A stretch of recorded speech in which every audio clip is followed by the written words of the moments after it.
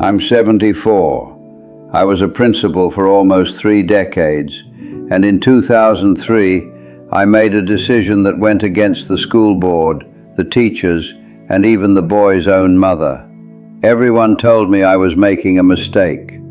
20 years later, that same boy walked back into my school. But this time, he wasn't a student. My name is Harold, and I spent 29 years in public education. 15 of those years as a high school principal in a small town in Ohio. The kind of town where everyone knows everyone, where your mistakes follow you around like a shadow, and where second chances are not something people talk about very often. When you're a principal, you learn something quickly. Your job is not really about education, it's about decisions. Every single day you make choices that affect young people's futures. Most of those choices feel small at the time, but some of them you carry with you forever. This is the part that still keeps me awake some nights. In the fall of 2003, a 17-year-old junior named Marcus Davis sat in my office. He had been caught breaking into the school gymnasium after hours. This was his third serious offense that year. The first was fighting in the cafeteria, the second was threatening a teacher, and now this. The school board wanted him expelled. The teachers had already written him off. His own mother sat across from me and said, "Maybe it's better if he just leaves. He's too much trouble." I remember looking at Marcus that day. He wouldn't make eye contact. His jaw was tight. His fists were clenched on his knees. Everything about him screamed anger. But I had been doing this job long enough to know that anger is almost never the real story. Anger is just the bodyguard. It protects whatever is too painful to show. I asked everyone to leave my office, the board representative, the counselor, his mother. I asked them all to step outside. It was against protocol. I didn't care. When we were alone, I didn't say anything for a while. I just sat there. And then I asked him one question. "What happened to you?" Not "why did you do this?" Not "what were you thinking?" Just "what happened to you?" He didn't answer at first. His jaw tightened even more, and then something broke. His shoulders dropped, and he told me. His father had left 8 months earlier. Just walked out. No goodbye. No explanation. His mother was working double shifts just to keep the lights on. He was taking care of his 2 younger sisters most nights. He hadn't slept more than 4 hours in months. He was failing every class because he couldn't stay awake. And he was so tired of people looking at him like he was a problem to be solved. He broke into the gym because it was the only place that was quiet. The only place no one expected anything from him. Now, here's where I had to make a decision. The rules were clear. 3 strikes and you're out. That was the policy. I had enforced it dozens of times before. The board was waiting for my signature on the expulsion papers. It would have been easy.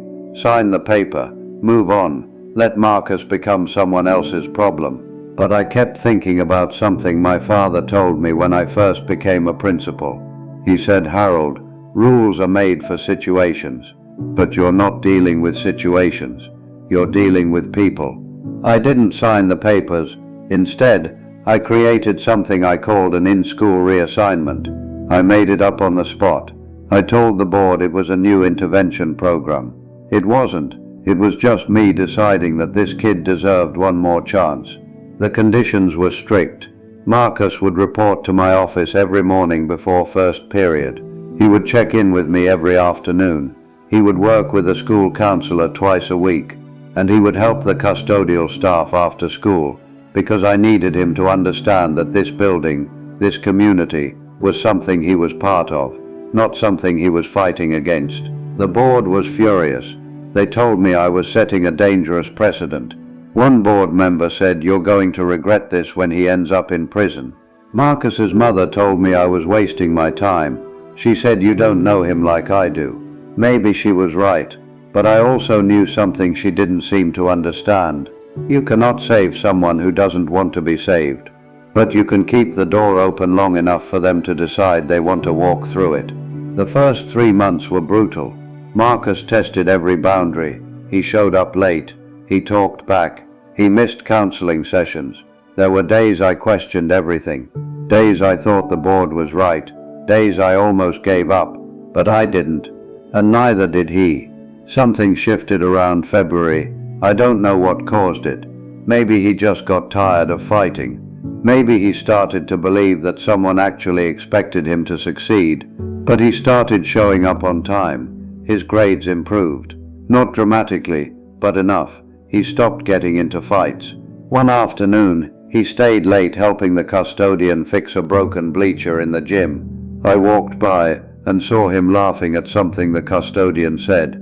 It was the first time I had ever seen him smile. That's the moment I knew we had turned a corner. Marcus graduated in 2005.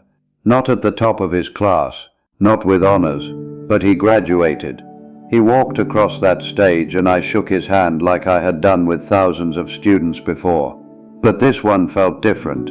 After the ceremony, he found me in the crowd. He didn't say much. He just looked at me and said, "Thank you for not giving up." That was it, and then he was gone. For years I didn't hear from him. I thought about him sometimes, wondered where he ended up, hoped he was okay. But life moves on. Other students came through. Other problems demanded attention.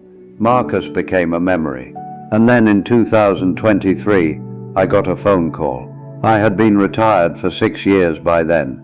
I was 72, spending my days reading and gardening and trying to stay out of my wife's way. The voice on the other end was familiar, but I couldn't place it. "Mr. Patterson, this is Marcus Davis." He told me he had gone to community college after graduation, then transferred to a state university, got a degree in education, spent 15 years teaching history at different schools around the state, and now he had just been hired as the assistant principal at our old high school. He was calling to invite me to his first day.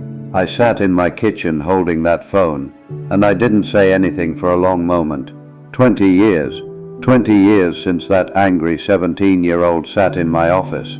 20 years since I refused to sign those expulsion papers. And now he was going back to that same school, not as a student, but as a leader. I went to his first day. I sat in the back of the auditorium and watched him address the staff. He was confident. He was calm. He talked about second chances, about seeing potential in students that others might miss, about keeping doors open. Afterward, he found me in the hallway. We didn't hug. That's not who we are. But he shook my hand and he said something I'll never forget. He said, "I keep a file in my desk drawer. It's empty, but I keep it there to remind me that every student who walks into my office is more than their worst moment."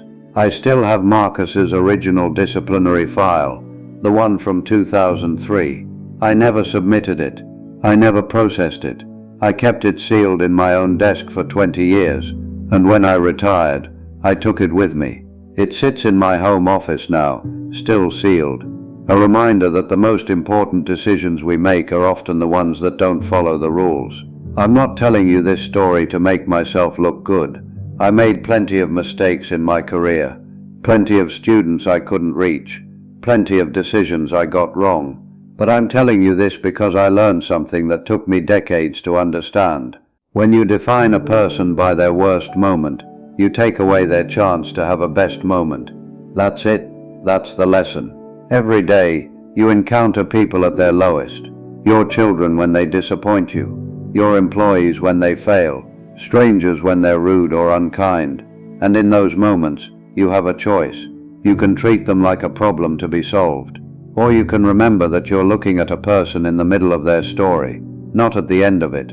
Marcus wasn't a bad kid, he was a hurting kid, and the only difference between him ending up in prison and him becoming an assistant principal was that someone refused to let his worst moment be his final chapter. You have that power too, with your children, with your employees, with the difficult people in your life.